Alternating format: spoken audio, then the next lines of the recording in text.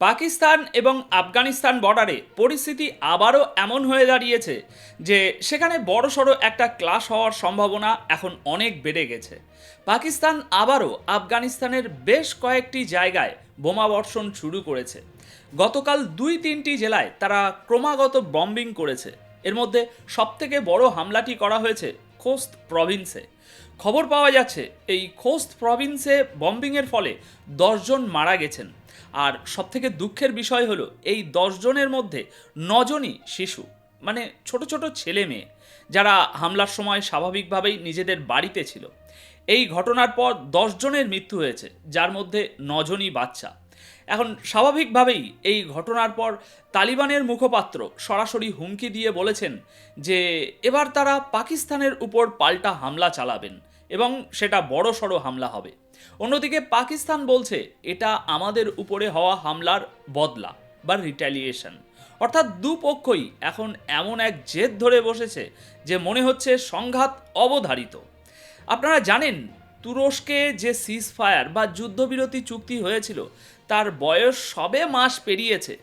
একভাবে দেখতে গেলে সেই সিজ ফায়ার এখন ভেঙেই গেছে। তাই আফগানিস্তান ও পাকিস্তান বর্ডারের সমস্যাগুলো এখন আরও বাড়তেই থাকবে এবং যে কোনো মুহূর্তে এটি একটি পুরোদম্ভর যুদ্ধে বদলে যেতে পারে। যদি আপনারা দুই দেশের মনোভাব দেখেন তবে কেউই আপোষ করার মুডে নেই, কারণ দুই দেশই মনে করছে যে অপর দেশটি দুর্বল।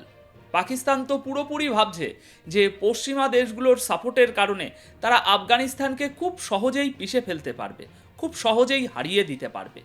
আর সেই কারণেই এই বম্বিং করা হয়েছে, যেখানে 9জন শিশুর মৃত্যু হয়েছে।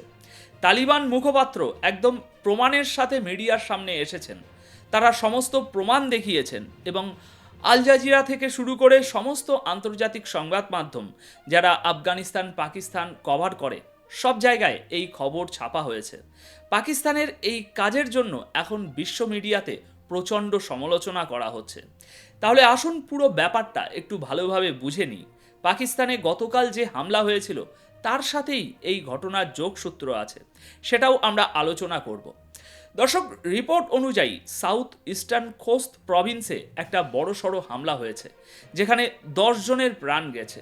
তালিবান মুখপাত্র প্রমাণসহ এই দাবি করেছেন যে 10 জন মারা গেছে, আর যে 10 জন মারা গেছে তাদের মধ্যে 9জনই শিশু। এই 9টি বাচ্চার মধ্যে 4জন ছেলে এবং 5জন মেয়ে।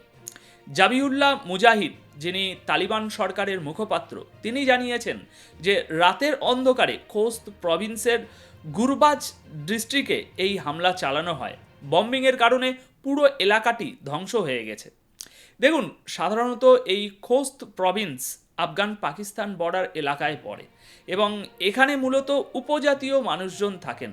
তাই এখানে সাধারণত মাটির বাড়িঘরই বেশিরভাগ দেখা যায়। এই মানুষজন তাদের পুরনো উপজাতীয় সংস্কৃতি ও রাজনীতি মেনেই চলেন। নর্থ ওয়াজিরিস্তান, সাউথ ওয়াজিরিস্তান, পাত্তিকা, এই প্রভিন্সগুলোতেই সাধারণত সবসময় সমস্যা লেগেই থাকে। ট্রাইবাল পপুলেশন এদিক ওদিক যাতায়াত নিয়ে দু দেশের মধ্যে ঝামেলা চলতেই থাকে।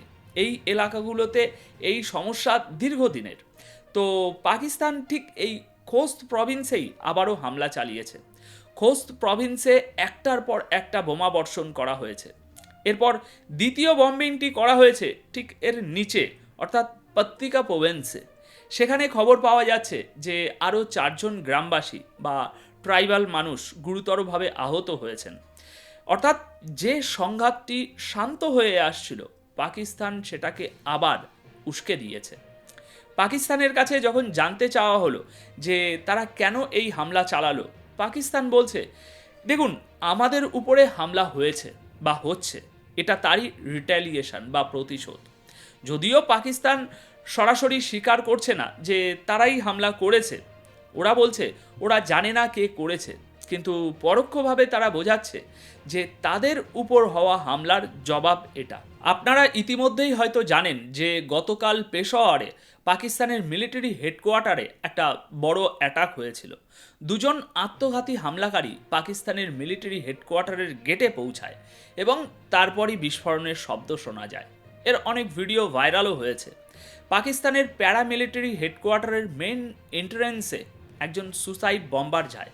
প্রথমে গুলি চালায়, অনেকক্ষণ গোলাগুলি চলার পর যখন সব সৈন্য সেদিকেই ছুটে আসে, তখন দ্বিতীয় এন্ট্রান্স দিয়ে আর একজন বম্বার ঢোকে এবং বিশাল বিস্ফোরণ ঘটায়। এরপর প্রথম গেটে থাকা হামলাকারীও নিজেকে উড়িয়ে দেয়। বলা হচ্ছে সরকারি হিসাবে 5 জনের বেশি সেনা সদস্য মারা গেছেন, কিন্তু যেহেতু এটা একটা জনবসতিপূর্ণ এলাকা, তাই আশপাশের বাড়ির ছাদ বা রাস্তা দিয়ে যাওয়া 11-12 জন সাধারণ মানুষও এতে গুরুতর আহত হয়েছেন। তো পাকিস্তানের মিলিটারি হেডকোয়ার্টারের ওপর যখন এই হামলা হলো, তারই বদলা নিতে পাকিস্তান এখন আফগানিস্তানের ভিতরে বোমাবর্ষণ শুরু করেছে। দর্শক, এই সব ঘটনা দেখলে বোঝা যায় যে পরিস্থিতি যে কোনো সময় পুরো দমভর যুদ্ধের রূপ নিতে পারে।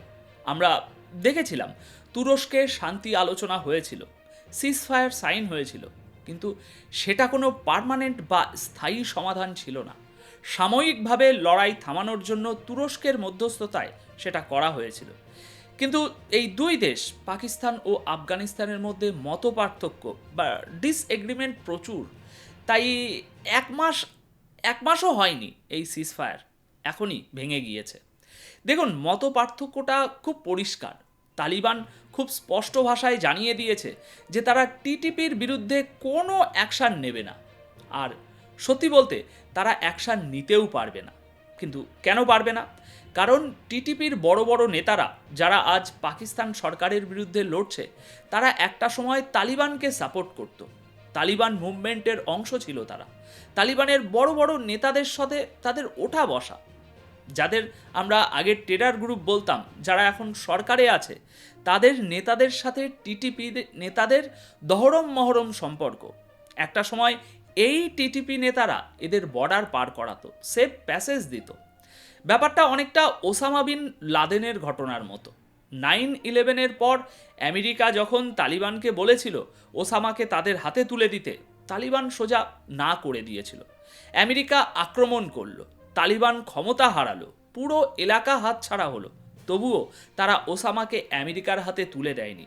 এমনকি আমেরিকার সাথে সিজ ফায়ার করার পরও তারা ওসামাকে নিরাপদে পাকিস্তান পালিয়ে যেতে সাহায্য করেছিল। অথচ ওসামা বিন লাদেন কিন্তু তালিবানের অংশ ছিল না, তার নিজের দল আল কায়দা ছিল, সে আন্তর্জাতিকভাবে কাজ করত। তালিবান মুভমেন্টে তার বড় কোনো রোল ছিল না, শুধু ফান্ড ম্যানেজ করা ছাড়া। তবুও তালিবান তাকে ছাড়েনি। তাহলে এবার ভাবুন, যারা তালিবান তৈরিতে সাহায্য করেছে, যারা মোল্লা ওমারের সাথে ওঠা বসা করেছে, সেই টিটিপি নেতাদের বিরুদ্ধে তালিবান আজ কিভাবে অ্যাকশান নেবে বা পাকিস্তানের হাতে তাদের তুলে দেবে? তাই তালিবান স্পষ্ট করে দিয়েছে টিটিপির বিরুদ্ধে কোনো অ্যাকশান হবে না। দেখুন, অতীতের ঘটনাগুলো দেখলেও মনে হয় না যে এদের মধ্যে সিজফায়ার সম্ভব। 2025 সালের অক্টোবরে তো দুই পক্ষের মধ্যে সরাসরি গোলাগুলি শুরু হয়ে গিয়েছিল এবং এয়ার স্ট্রাইকও হয়েছিল। পাকিস্তান পত্রিকা প্রভিন্সে এয়ার স্ট্রাইক করেছিল, যেখানে 16 থেকে 20 জন মারা গিয়েছিল। এর আগে মার্চ 2025-এ পাকিস্তান দাবি করেছিল যে তারা 16-17 জন আর্মড ফাইটারকে মেরেছে, যারা পাকিস্তানে ঢুকছিল। কিন্তু আফগানিস্তান জানিয়েছিল তারা কোনো ফাইটার ছিল না, সাধারণ ট্রাইবাল মানুষ ছিল। তারও আগে পাকিস্তান পত্রিকায় এয়ার স্ট্রাইক করে 50 জনেরও বেশি মানুষকে মেরেছিল।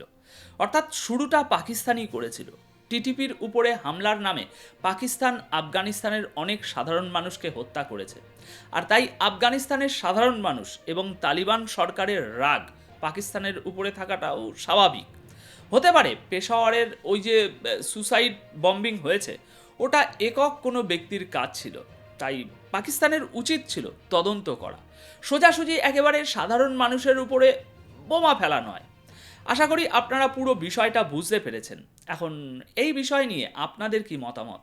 কমেন্ট বক্সে আপনাদের রায় অবশ্যই রেখে যাবেন। ধন্যবাদ আপনাদের সকলকে।